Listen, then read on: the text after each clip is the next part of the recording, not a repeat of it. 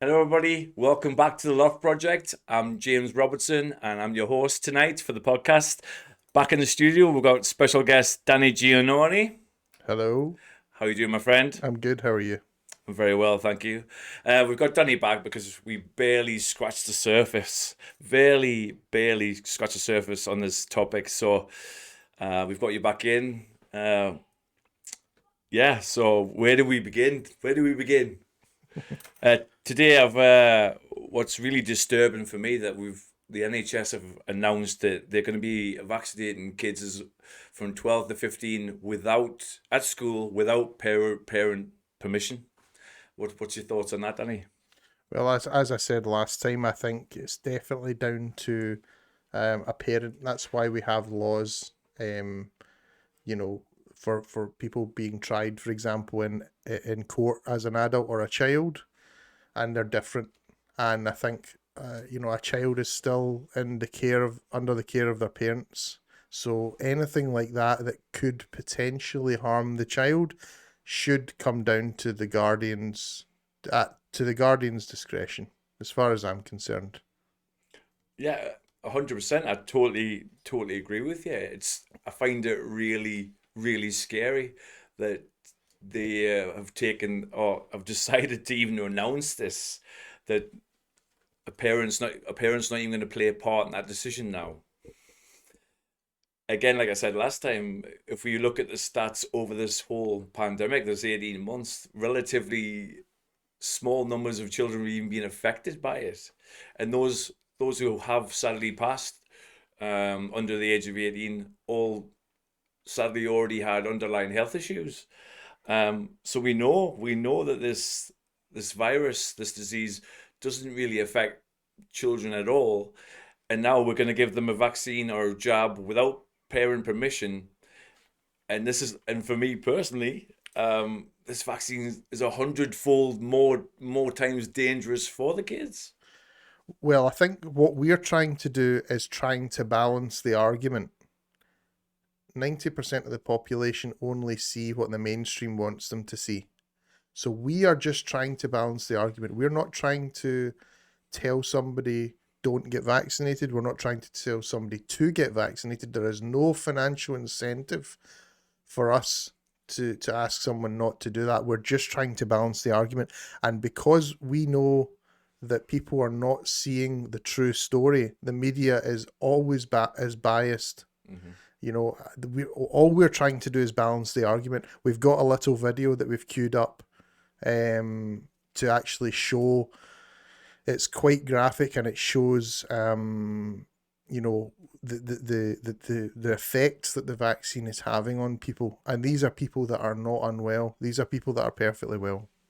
Yeah, I mean, I saw this video today, and before we play the video, I just put a warning out that it is actually quite disturbing. Yeah. Um, I mean, people can obviously, skip the video, or whatever. We'll only be playing a couple of minutes of it, but we'll give you, obviously, viewer discretion is advised, because it is, quite graphic. It's quite upsetting. So before we play it, we'll give you plenty of warning, and then obviously you can, if you want to watch it, you can see what we're talking about. but before you play that though, Danny, the thing that is disturbing for me is these celebrities endorsing this vaccine. Um, who knows if they're even actually taking a vaccine themselves? I'm doubtful of that. Saline or placebo, God, we don't know. Visually, we can see them pretend to take one, or they could be taking one. But without any scientific background, without any knowledge, they are blindly selling this, trying to coerce people into it without any actual knowledge of what's in it or what's the long term safety data or anything like that. So I think if it turns out this vaccine, if people do start dying from this vaccine, and I believe they already have, and these celebrities have been selling this, I really believe they should be held accountable for it because they've pushed it. Anyway, that's enough of me talking. Danny, you got the video? Yep, I can certainly play that just now. As I said, viewer discretion is advised. This can be quite graphic. I'll only play it for a couple of minutes just to give you an idea of what James is talking about. Basically, there is a couple of celebrities in there, followed by some first-hand accounts from um, people who have taken the vaccine or are family members of people who have suffered from vaccine injury. So I'll play that just now, and you can have a little look. And then obviously we can link to the full video in the description if you want to watch the full thing. Yeah.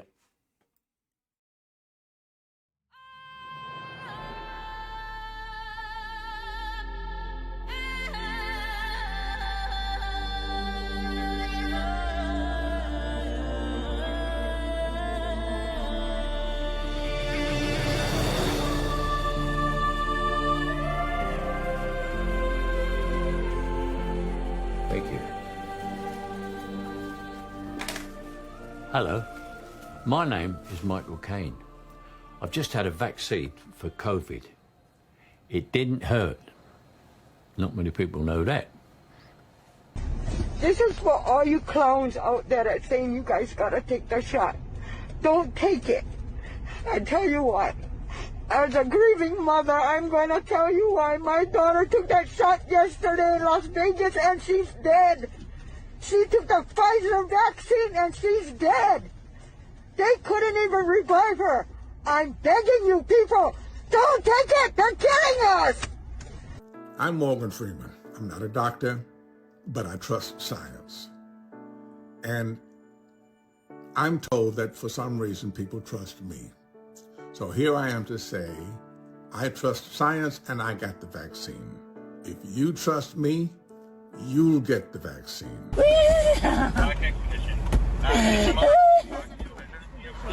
I can't.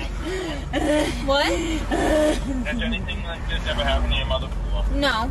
They got the vaccine. I don't. None that I know of. I can't. Please no. What's your mother trying to say? You have help on the way. They're already. The good news is that the vaccines are being rolled out. And they're, I mean, you're on the list. Yeah, I can't wait to get. I will fight an old lady for that vaccine. I will. No, come on. Like Game of Thrones. I will grab. No. I will grab that. I'll be like a deranged junkie. I will grab the needle out of her arm. Breathe, baby.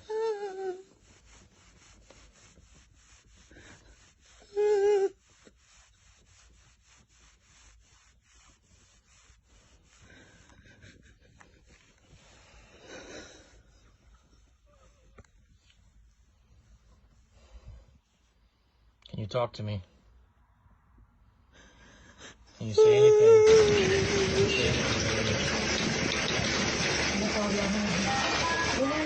So to stop that variant from taking hold, America needs to vaccinate as many people as quickly as possible.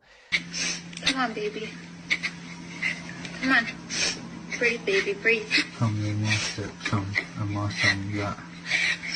Drink it enough to the jugular. It's okay. Come on. But there are still nearly 20 million children around the world who are not getting the routine vaccines that they need to be safe. So please don't wait.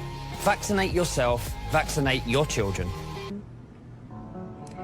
I've been hiding a lot and not showing exactly what this has done to me. But I'm done hiding, and I'm done being scared. There are several stories like mine. The same doctors who told us this was safe are the same doctors brushing us off as if we didn't matter. It is now time that we are heard, seen, and believed. You always, I mean, the younger kids are vulnerable. You don't want to be putting things into younger children until you know it's safe and effective. So we know we're good to go from 12 to 15.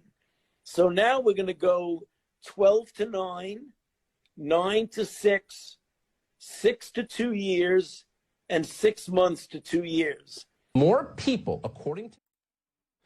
So, yeah, that was the video. Obviously, we will link the full video in the description, but as you can see, it's quite graphic. And these are all reactions to the vaccine, the COVID-19 vaccine. Yeah, I mean, like I said to you before, Danny, that really shook me watching that today. and yet we still hear this tagline over and over and over again: safe and effective, safe and effective, very rare blood clots.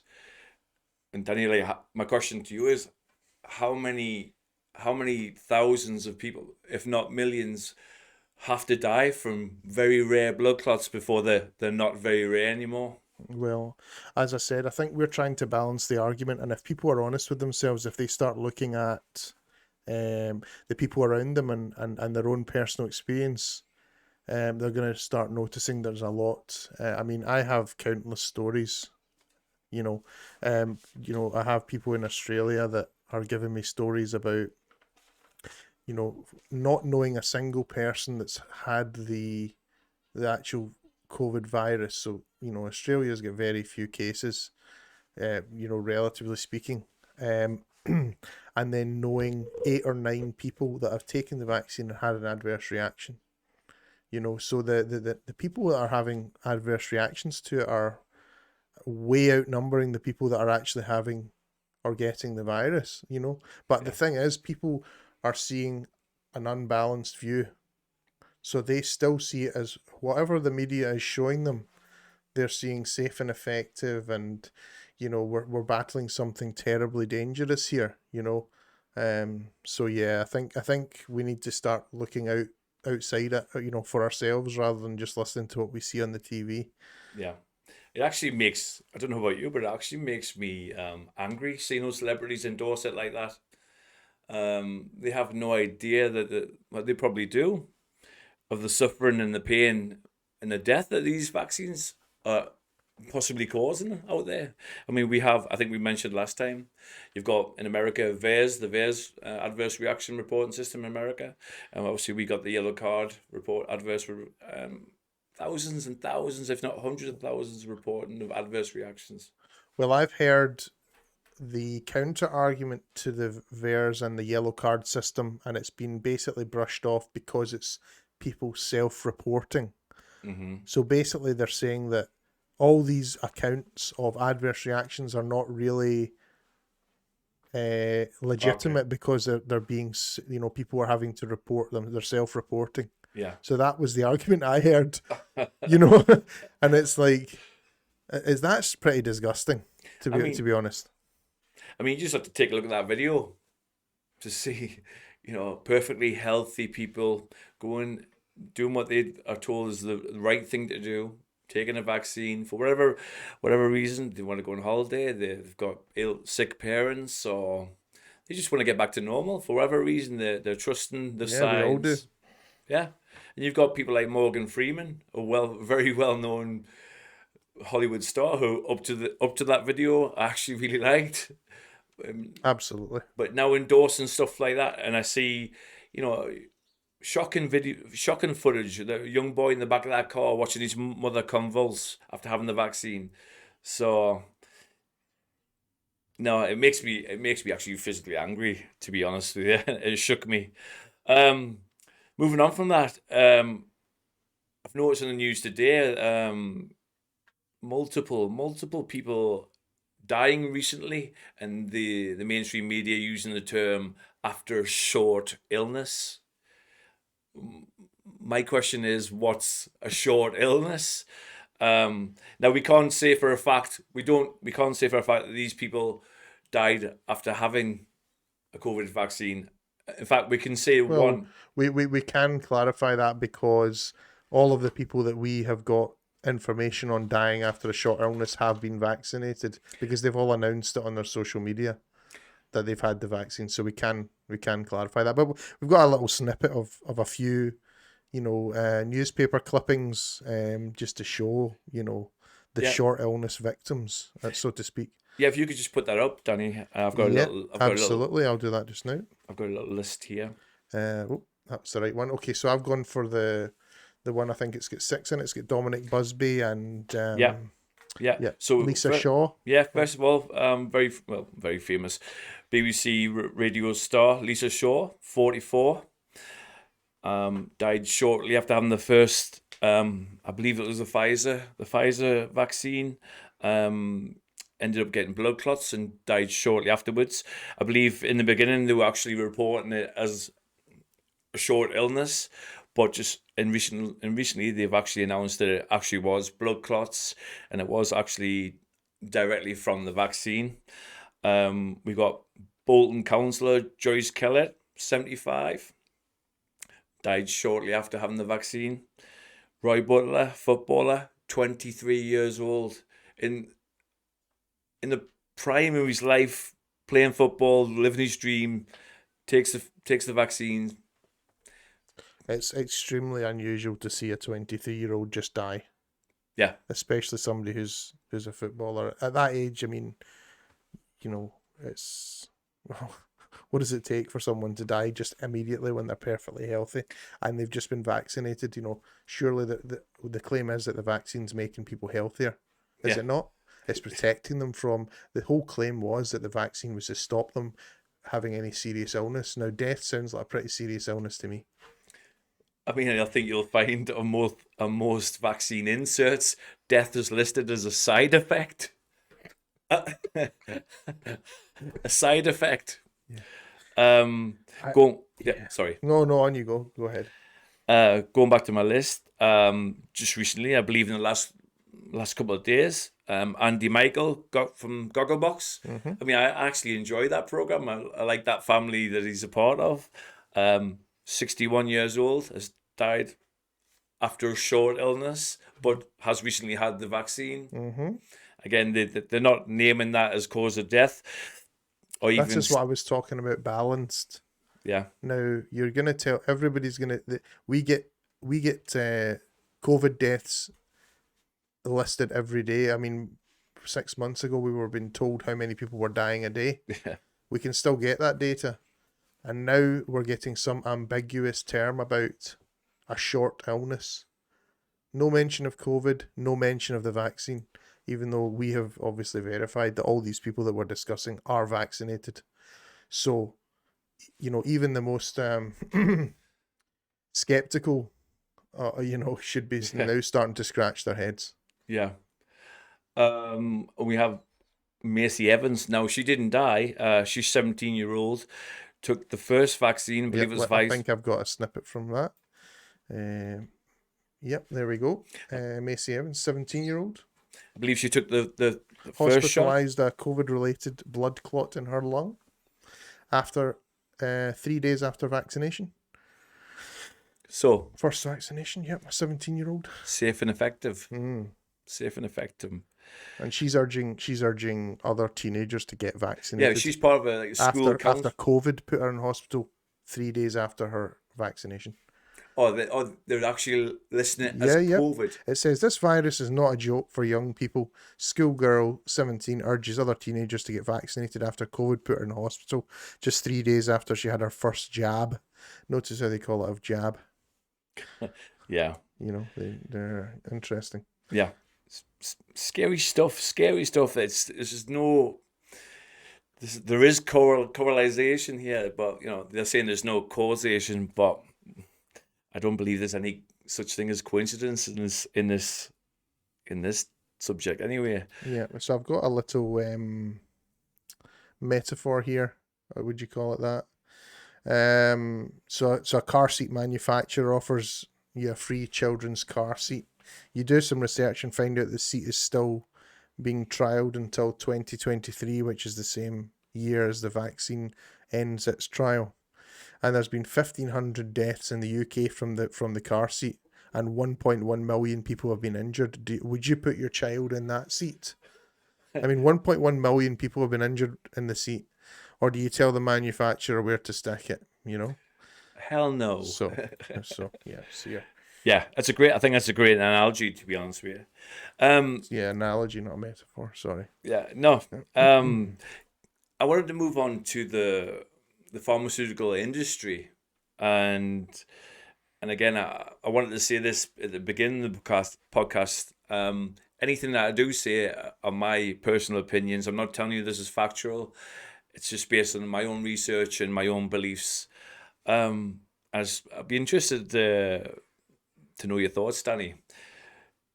The pharmaceutical industry is such a huge machine. A huge machine. They own governments. They own medical training facilities.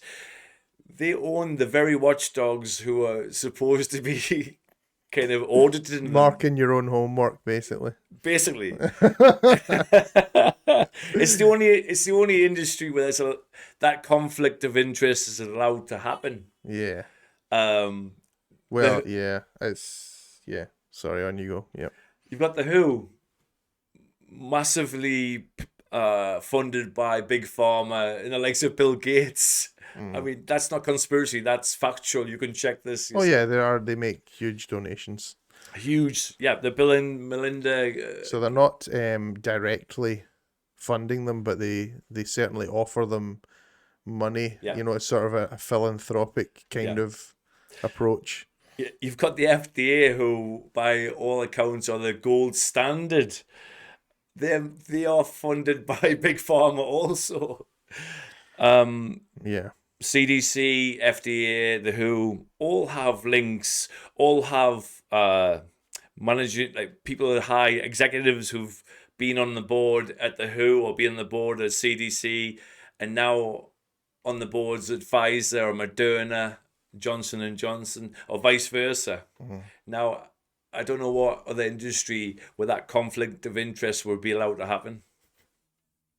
Yeah, I think it comes down to money at the end of the day, you know. But that kind of money, I mean, I don't know what normal people think lobbying is for, but when you're talking about money for election campaigns that come from huge, you know, investors and whatnot, how can the individual sway anyone's decision when you've got on one side they're handing them millions and millions of dollars or pounds or whatever the currency may be. On the other side, you've got, you know, a citizen shouting for rights. Yeah. They're not listening to people.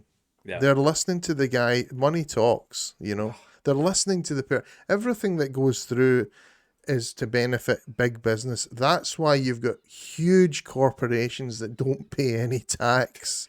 Yet. And yet the average person gets absolutely, they reach into your account every month and they take their fair share, and it's like they're struggling to close these loopholes.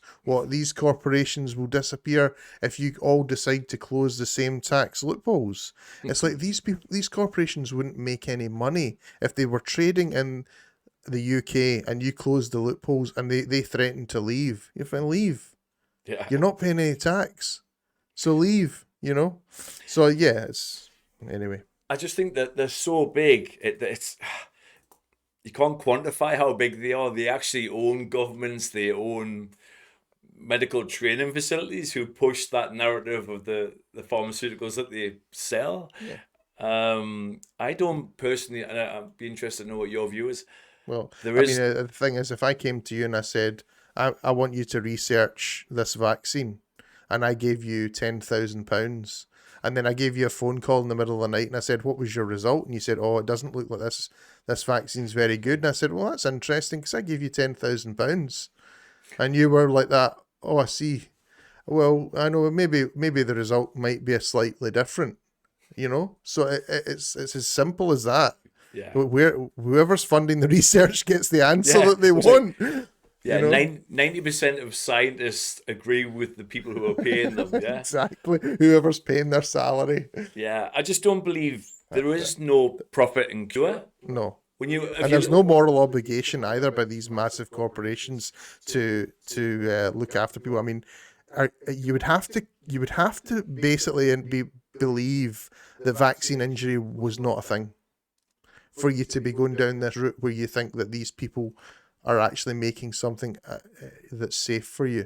Like, I'm not saying that it's unsafe. I'm saying, can you please just wait until it's finished its trial and we've got all the data, you know, and let's see how many people, because the problem is, even the way they're collecting data is they're not even testing people who are vaccinated when they go in for an illness. They test everybody apart from the vaccinated. They just assume that they are not, so that it completely skews the numbers.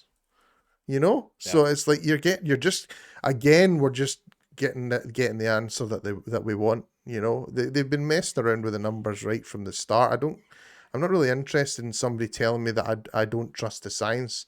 That's just a garbage defense when you don't know what you're talking about, basically. You know, the reason I am asking people to be cautious is because I genuinely care about people's health and well-being. How do I benefit from asking you to just be cautious and wait for some more information? Whereas on the other side of the coin, you've got these massive machines pushing forward at 1,000 miles an hour, trying to get vaccines into children the age of 6 months old. Yeah, it's funny. It's funny you should mention that, Danny, because we've obviously seen a video of Dr. Fauci himself. I mean, I don't know how this guy is still in a job, but shortly afterwards, seeing the NHS saying they're going to vaccinate children from 12 to 15 without parental permission, you got Dr. Fauci saying this is just the beginning. We're gonna go as far down as 6 months old. Why on earth would we be vaccinating babies for a disease or a virus that doesn't affect children or babies? Yeah, well, the thing is, it's like the years of thalidomide being given to pregnant women and children being born with horrendous birth defects. Trust the science. Yeah, trust the science. But people will probably justify that to themselves by saying, oh, but that was years ago. We've advanced since then. So, well, some vaccines that are found to be bad, obviously these machines take a long time to get up and running. So once they're up and running, it's very costly to turn the, to divert the ship. So they've got vaccines that get denied use in some countries and they just ship them off to another one. Yeah, usually third world countries, where their safety standards are a little bit less. Just depends who's in government at the time and how much money you pay them. Exactly. Let's be honest here. Yeah, it's all about money and greed and power, to be honest. And they're just, they're in so much of a rush to push this vaccine onto everybody. And you're talking about 6 months old. And I think it's because they've got a finite window. Because the panic is starting to dissipate from the original virus. Yeah. And then they're going to be up against the questions of all the doctors and things that are starting to talk about the vaccine adverse reactions. They've got a very narrow window to get as many vaccines into as many people as possible before it becomes obvious that people are having some serious side effects and they're not actually dying from the virus that these vaccines were originally developed to counteract.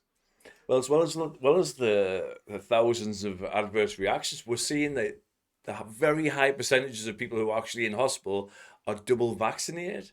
I mean, I don't know what the actual stats are, but I believe it's somewhere up as like as far as I think it's 50%. 50%. I mean, that's a lot. I thought that's what it was meant to stop. Yeah, that was the claim. It was like it stops. So herd it stops serious illness. So, I mean, again, we haven't mentioned Sweden yet. Like, you're not allowed to mention Sweden anymore. What the country that didn't lock down, didn't mandate masks, and just gave their citizens some advice. So they didn't destroy their economy.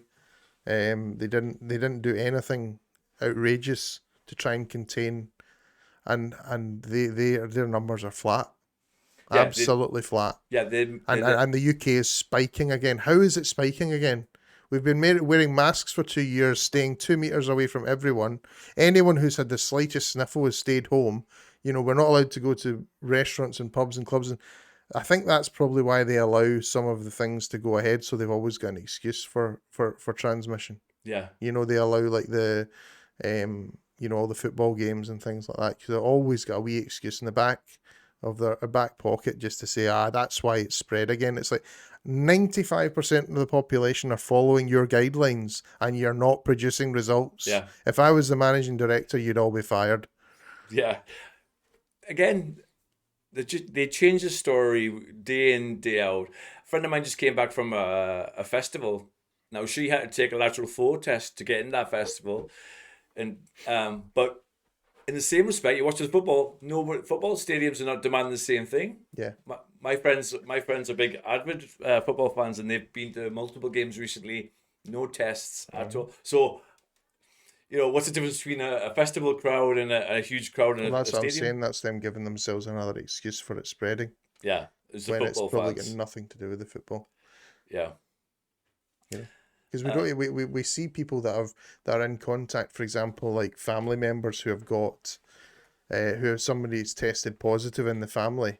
They've all been living two inches away from each other for weeks and weeks and weeks, and the rest of the family tests negative. So that just proves to you that it's not transmissible. You know, but again, I'm not going to go down that route just now, but it's just food for thought. Yeah. I want to go back to an interesting post that I saw online the other day, and I wrote it down because obviously I'm not going to remember it, but thought it was very, what's the word I'm looking for? Provocative.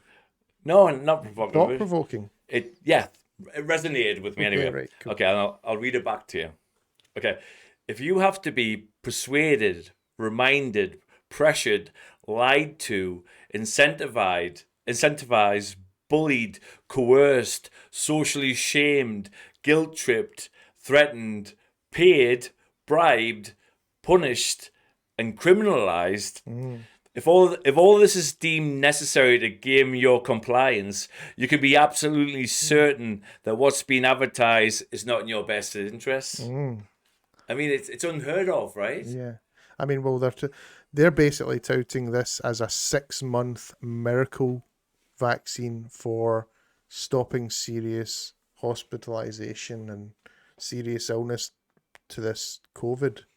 But we're not. We are seeing hospitalizations. Yeah. So So if it's that good, you don't need to bully people. You know, like people will eventually do their own risk assessment. Like, we're not idiots. Nobody wants to die. I can assure you. That is the one primal instinct that we all live by, is to actually survive. We all eat to survive, you know. Mm-hmm. We all make sure we sleep. We don't run out in front of cars. Mm-hmm. We all want to live, so you don't have to bully someone to you know, if there's something that you tell them that they need to survive, they will take it straight away. Yeah. And like you said before, Danny, we're not trying to, although we get labelled with spreading disinformation or misinformation in some kind of sick, perverted way to hurt people, when we both know it's not the case. We do what we do. We're asking people to be cautious, to do their own due diligence, to look into it, look at the risks, look at the ingredients, look at the possible adverse reactions, and straight away we get labelled with just disinformation agents, anti-vaxxers, crazy nut jobs. You know, just have both sides. It's basically the old story of the liar calling the other person the liar. That's all that is. It's it distilled right down. That's what it is. Yeah, I mean, I'm saying to the government is, when people go in for these vaccines, give them the other side, give them both sides of the argument. Don't just, when they're going in for these vaccines, I guarantee that there's no mention of spike proteins or cytokine storms or pathogenic priming, drug enhancement, or there's not the time in the day for them to explain that before someone gets vaccinated. It's basically sit down, roll your sleeve up, take this jab. But the thing is, like, the things that you see in the media are subtle enough that if you really pay attention, you're being warned subtly, because they're all trying to distance themselves from, like, all the media companies are giving themselves enough wiggle room and enough ambiguity in what they say to be able to avoid any, any legal challenge in the future when people start to realize that these were not quite as safe as they were made out to be. Like, I don't want to see anyone convulsing in front of their child. That sent shivers down my spine. Yeah, and that's really why I'm just asking people to be cautious and just wait. We have had what has been claimed to be COVID, both been unwell, both had a positive test, and both felt pretty terrible, and have both survived with no long-lasting side effects. The problem is now everything's labelled COVID. It doesn't matter what it is, whether it's pneumonia or just living a really toxic lifestyle in your body, detoxing. People go, how often did people go, there is no test for flu. So anybody who tells you that they've had flu in the past and this is much worse, they never knew if they had flu. They might have had a bad cold.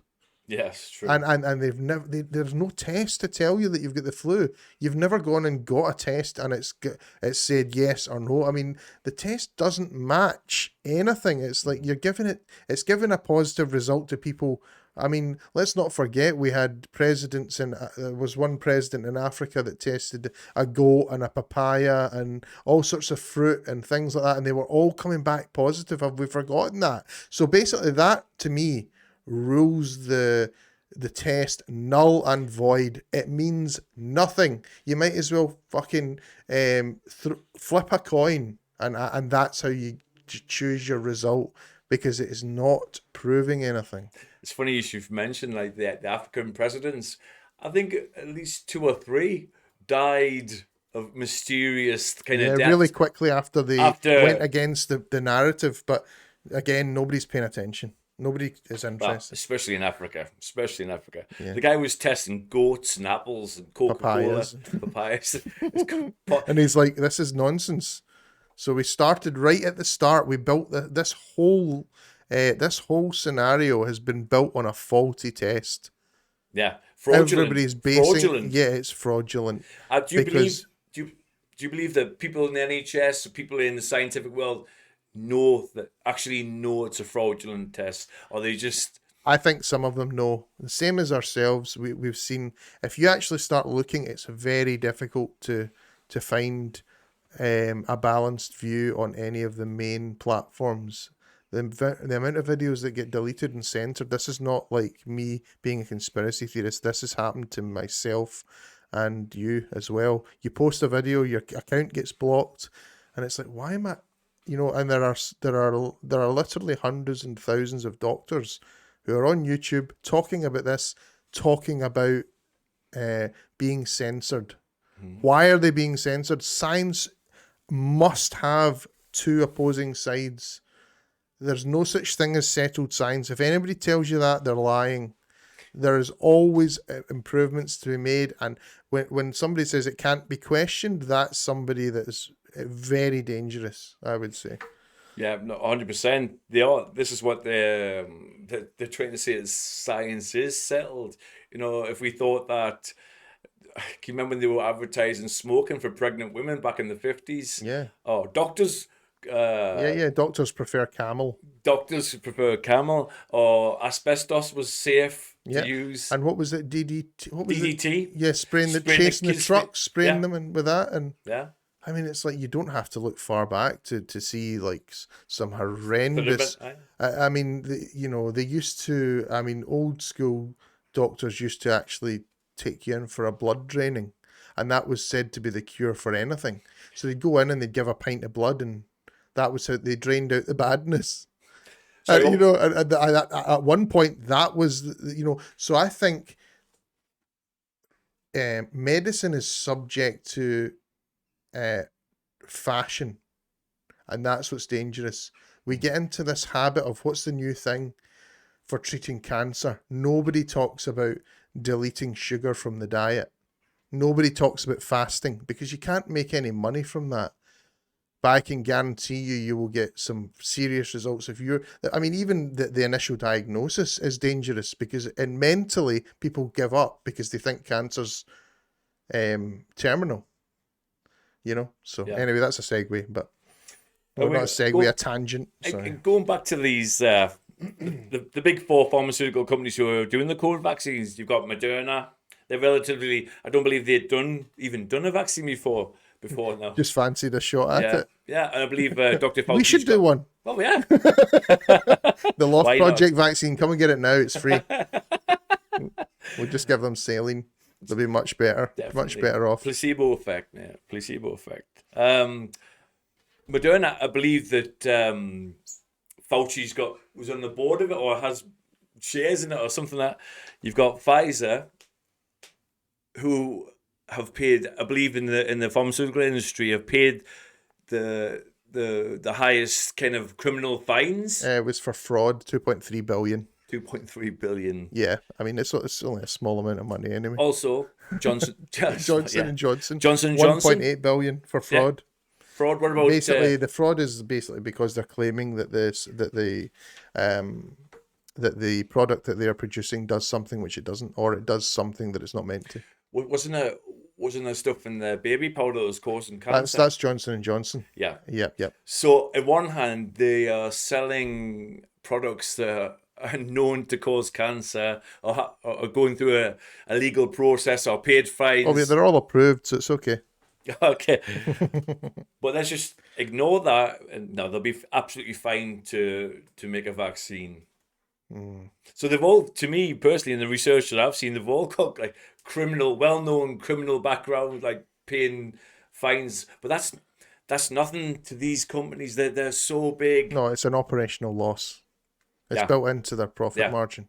I believe they basically, what happens is when these big corporations release something that they know is going to cause harm, they start putting the money aside to cover the legal costs and the payouts and whatnot. They have people that will factor in and do a risk cost analysis, and they'll basically put the money aside, and they'll probably start investing that money in other ways until the point where they need to pay out.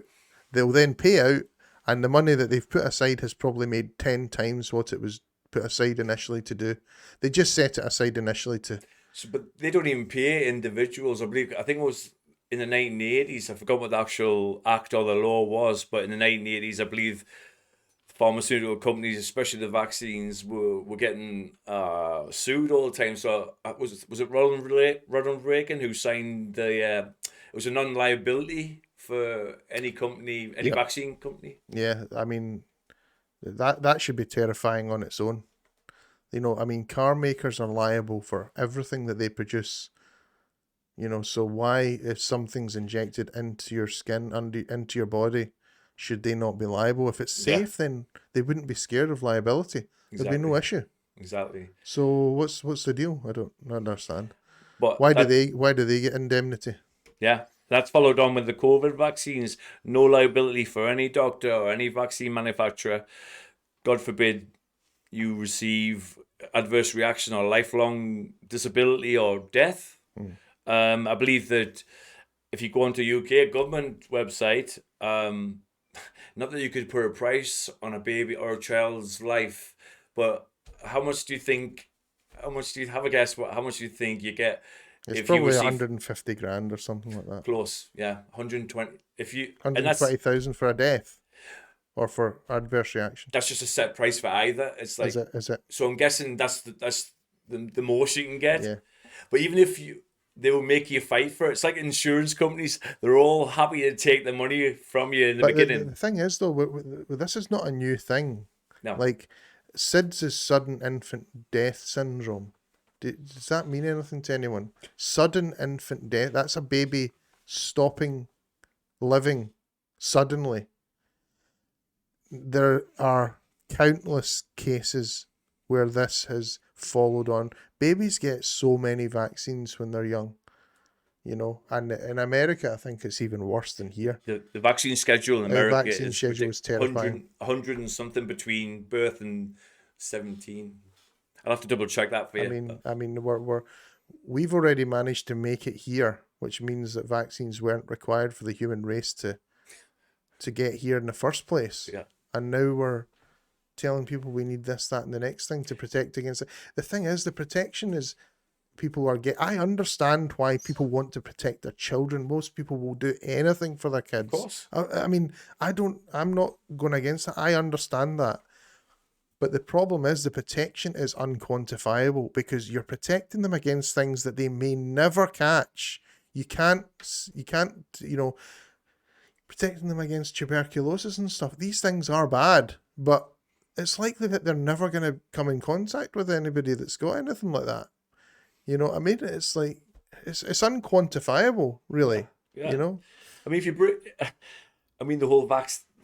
We're talking about specifically the COVID vaccine, so we'll probably keep other vaccines for another show. Sure, that's fine.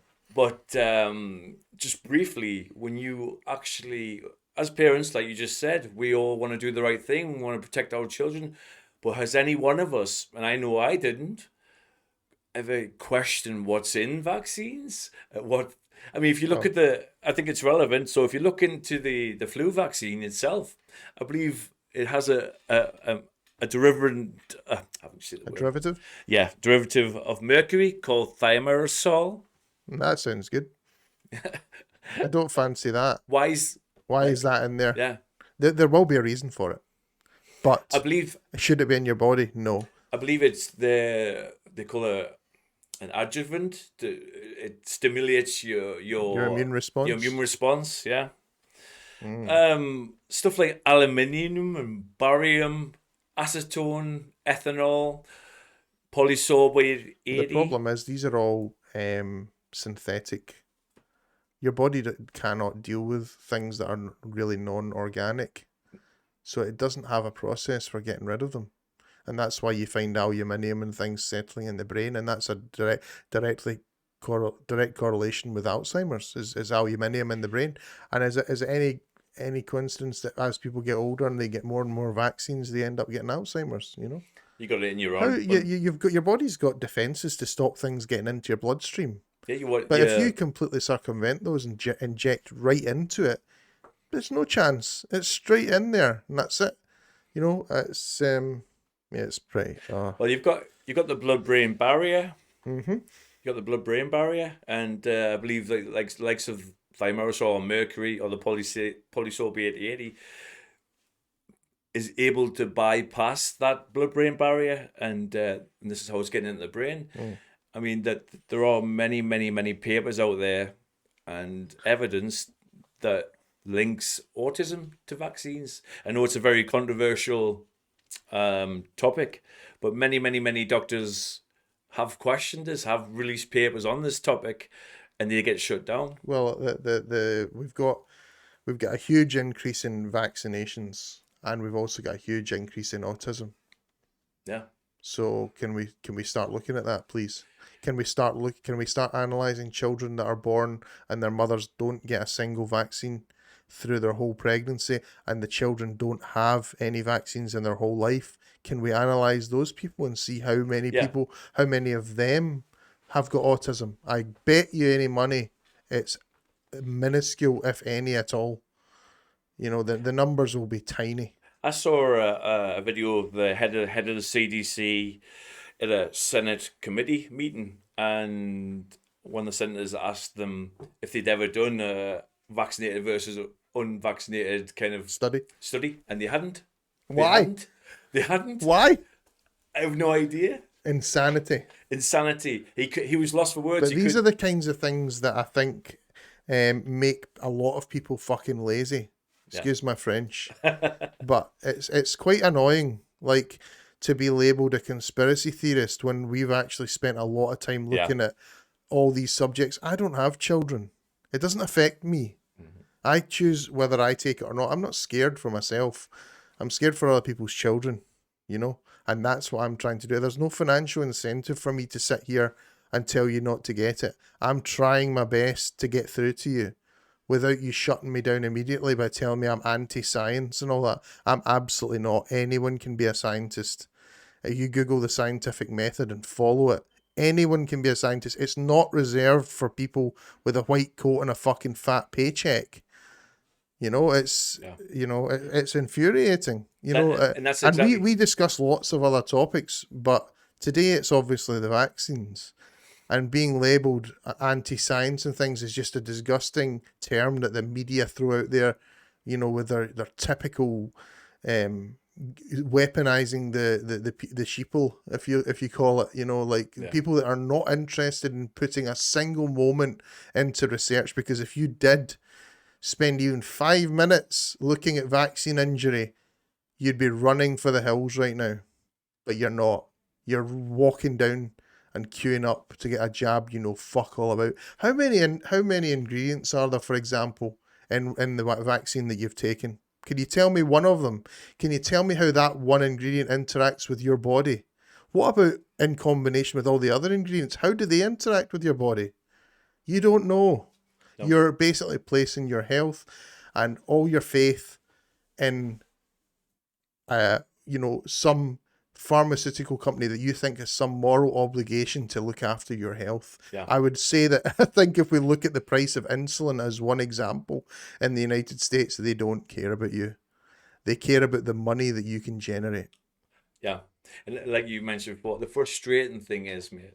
I am frustrated. The frustrating thing quite is, obvious. People, it is just so goddamn lazy to label us conspiracy theorists. You know, it's one thing not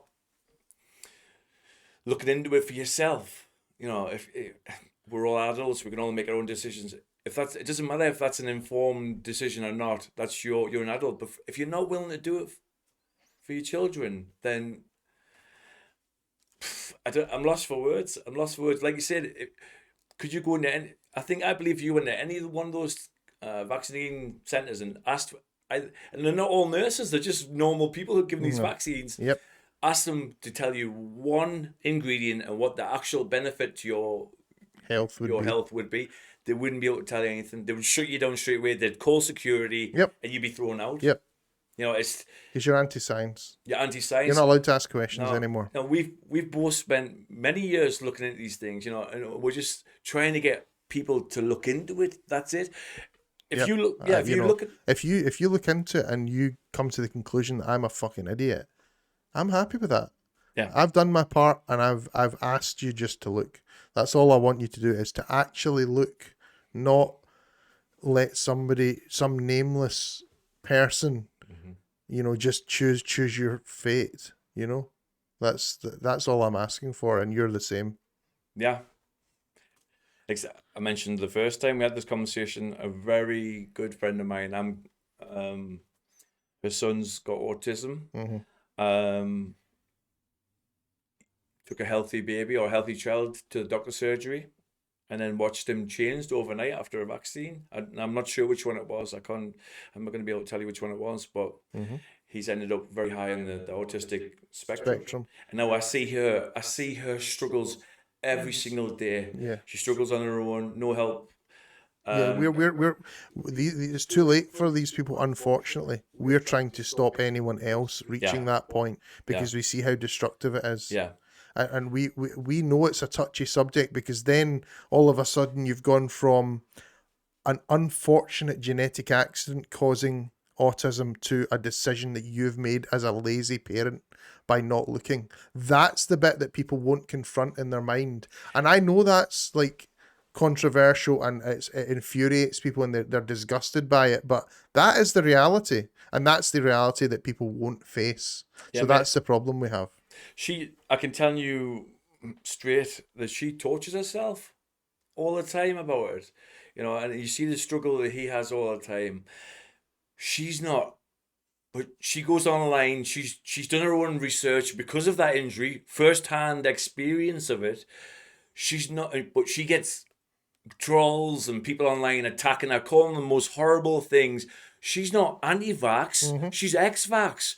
She did the right thing. She did what society told her was the right thing to do. She did what the doctors, she put her trust in science. But you'll find that the people that were telling her to get that vaccine or telling her to get her son vaccinated have fucked off now. Yeah. They're nowhere to be seen when she's night after night trying to deal with a son who's probably extremely difficult. And that's her now for the rest of her life. Yeah. Where are all the people that gave her all that advice? Who were standing there saying, "Oh, you should get it. You should get it." They should all be accountable, but they're not going to be. So, see, unless somebody's going to be accountable after the fact, I'm not interested in their opinion. Yeah, you know, how can they deny? You know, if you look at the evolution of vaccines and the discovery of autism, and if you look at the schedules, it's hand in hand. It's exponential. It's the correlation is. We're even talking now about 1 in 2 people contracting cancer in their life. Yeah. I mean, I don't know about you, but I've never given money into any of these charities, and people might think, oh, but I think this is the charities are trying to close the gate after the horse is bolted. Yeah. I understand, and I think it's the people that dedicate their time to these charities, amazing people. All they're trying to do is to help repair some of the damage and they're looking for this miracle cure, you know, for cancer, which is just absolutely 50% of the world's population is going to get cancer. I mean, you know, we need to start understanding what it is and where it's coming from, because the amount of money that's been spent on researching it, and we're still nowhere near. Yeah, I mean, they will tell you that cancer people are surviving longer, but I remember this exact same adverts. I mean, I'm 43 years old. I can remember the same adverts. I can remember them saying word for word, 1 in 4 will die of cancer. And now we're 1 in 2. So how can they possibly tell? Yeah, well, I remember the old wives' tale as well, that they used to say that men die because they don't go to the hospital. I disagree. I think that's the last place you should be going. You don't rely on your doctor. You don't rely on the hospital. Don't be taking any injections you don't know anything about. See if it's been out for 50 years and there's a long-term, you know, data set for what this vaccine does, and you decide that's the thing is that's you got information that you can use to make your own assessment. At the moment, you don't have any. That's the problem. You're just winging it. You're jumping on that bandwagon because you want to go on holiday, or you're a conformist and you want to conform with society. You know what I mean? We are not alone here. There are millions of us that are trying to stop people from doing this. We are in the minority, but you know, when has the herd ever been right in these kinds of situations? We just get frustrated, don't we? We get frustrated because we're genuinely trying to help people, and you know, trying to wake people up. What I always say is trying to wake people up is running into a burning building to save somebody. You bring them out, they punch you in the nose, and then run straight back in. It's. We don't do this for fun. We don't do this for money. Well, it's certainly not for popularity either. Certainly not. I mean, my friends, to be fair, have been pretty good about the other topics that I talk about, but there has always been an undertone of feeling a little bit sorry for me and feeling like I've maybe suffered a bit much grief in my life and I've maybe just gone off on a wee bit of a tangent. I can detect that when they talk to me, you know, yeah, and it's infuriating, you know, but, you know, I'm just not scared to look. That's all. Yeah, I mean, I would say that most of them are scared to look. Yeah, I believe you've got to have that intellectual honesty. You've got to have that open-mindedness and willingness to question things that we're told are unquestionable facts. We're going back to this specific COVID vaccine, this messenger RNA. Do you personally know much about it itself? Well, all I can say is is it Robert Malone? Robert Malone, the creator of it, yeah, has advised that nobody should be taking it. I've watched podcasts of his where he's basically quite negative about it. He's been blocked, and he's actually been fact checked on Facebook. The creator of the vaccine has been fact checked on Facebook and deemed to be inaccurate information when he's posted. Yeah, that is the most amazing story. I believe he's. You know, who can know more about than the inventor? He was taken off Twitter for saying the exact same. Absolutely, spreading disinformation. Absolute nonsense. The guy's just trying to help you, man. Yeah. You know, it's amazing what the world we live in.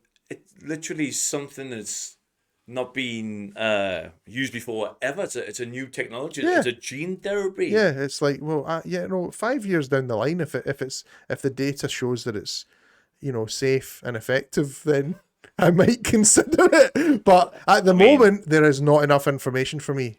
That's all. I'm just not interested in it just now. And I mean, even in a situation where we've got people being inducted into work, and the inductors are saying, "Oh, I assume you're all vaccinated." We're already starting to get that in work, and I'm like, that is disgusting to me. But luckily, the person that told me about this actually stood up and said, "No, I'm not." And the inductor said, "Why not?" Which again, I was like, "How dare you ask that?" And he said, "Well, it's personal choice." And he went right back in his box. He was like, "Oh yes, you're right. You know, so it's already started. You know." Yeah. Your medical history, your medical background's your business Yeah. and your business between you and your doctor. That's it. Well, Nobody's- I'm going to start asking him about his wife and what medical procedures she's had in her life. Exactly. I want a detailed description of what she's been up to. Exactly. Like I mean, that's how ludicrous that question is. Nobody's how dare you ask? Yeah, that would be my reaction. Nobody's got the right to even ask you that question. It just breaks so many moral codes and actual laws itself. Even the police are not allowed to ask you, let alone some jumped up security guard in Morrison's. Yeah, I got a guy on minimum wage is now questioning my medical history. Yeah, I mean, I try not to get in the early days. I probably was walking into kind of superstores like that with my back up, just waiting for somebody to kind of ask me about where's my mask.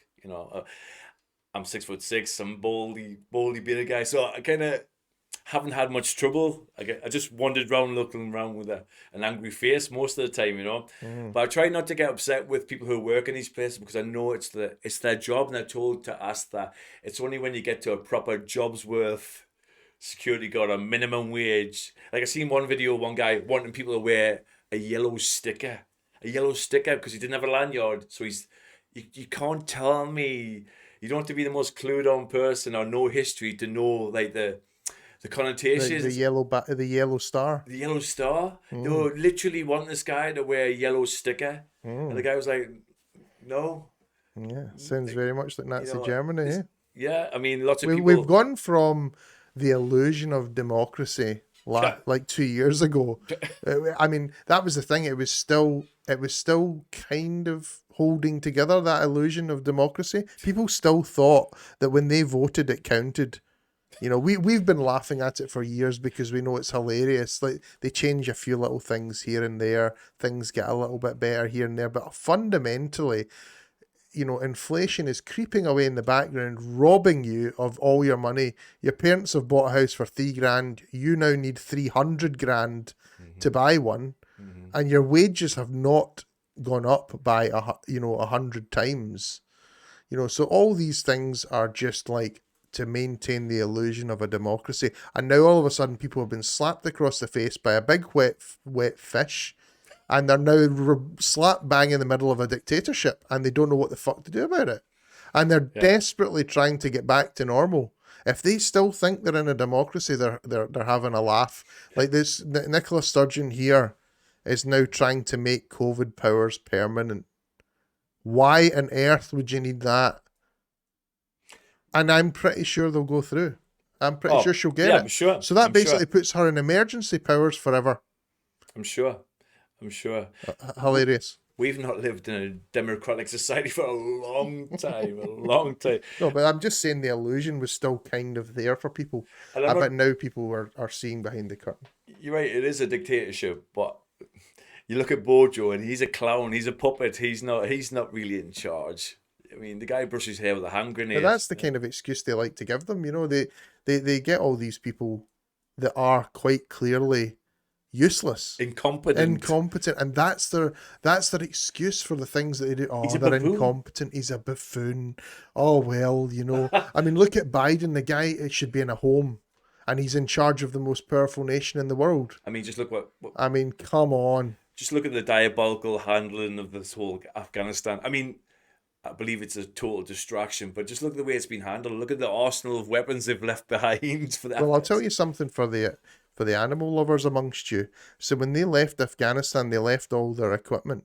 They also left all the dogs in cages. I saw that. In the cages. In the cages to basically die of dehydration.